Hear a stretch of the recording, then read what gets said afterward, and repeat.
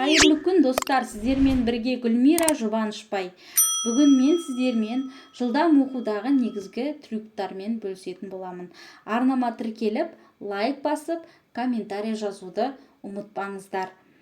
Жылдам оқудың маңыздылығы. Жылдам оқу техникасы жылдам оқу деп аталады. Негізінде бұл не үшін қажет? Өйткені адам жаңа білімді тек көзге көрінетін қабылдау жағдайында ғана алады. Адам миына түсетін 95%-дан астамы көру қабілетімен қамтамасыз етіледі. Неліктен адамдар баяу оқиды деген сұрақ туындауы мүмкін. Жылдам оқудағы арнайы жаттығулар әрдайым қалаған нәтижеге жетуге көмектеспейді. Жылдам оқу техникасының пайдасыз болуының белгілі бір себептері бар. Оларға мыналар жатады. Ең бірінші, сөздік қоры аз. Мәселені қызықты әдебиеттерді оқу арқылы жоюға болады. Мәселен, көркем немесе ғылыми әдебиеттер. Екінші себеп, мәтінде дұрыс шоғырланудың болмауы. Бұл жағдайда проблема арнайы жаттығулардың көмегімен оңай жаттығатын әлсіз артикуляциялық аппаратпен түсіндіріледі. Үшінші себеп, оқытылмаған есте сақтау.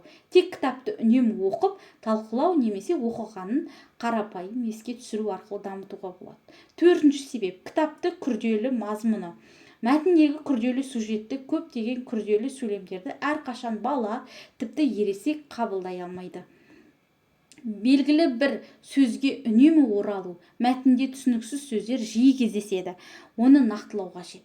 Мәтіндегі күрделі немесе белгісіз сөзді түсіндіруді егер бала оқып сұрақ қоятын болса, ата-ана орындауы қажет.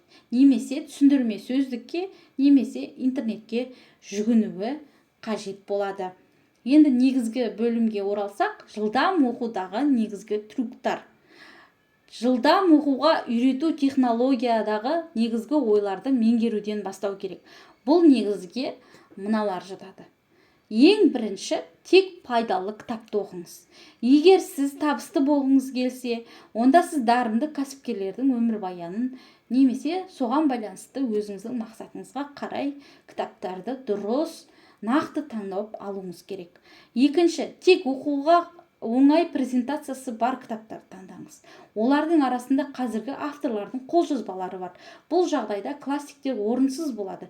Өйткені мәтінінде ескірген сөздердің көп саны болады. Үшінші, таңдалған кітапты 2 рет оқу керек. Біріншісі ақпаратпен танысу, екіншісі жылдам оқу техникасы арқылы.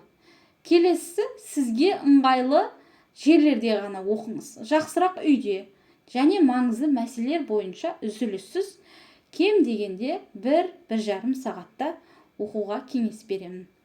Келесі, сізге ұнамаған шығарманы сондай-ақ қосымша оқуға болмайды. Жетістікке жетемін деген адам фантастикалық кітапты оқудың қажеті жоқ.